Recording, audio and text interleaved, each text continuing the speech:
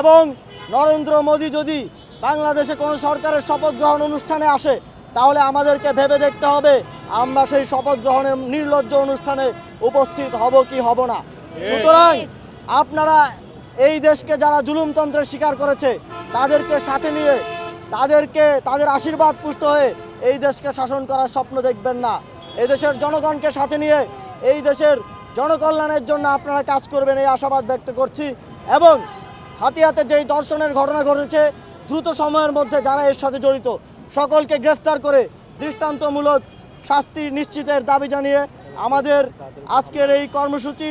এবং একই সাথে যাদের উপর সারা দেশে হামলা হয়েছে, লুটপাট হয়েছে, যাদের বাড়িঘর দোকানপাট ধ্বংস করা হয়েছে তাদের যথেষ্ট ক্ষতিপূরণ এবং সেই ঘটনাগুলোর দৃষ্টান্তমূলক শাস্তি এবং গ্রেফতার দাবি করে আমাদের কর্মসূচি এখানেই শেষ করছি।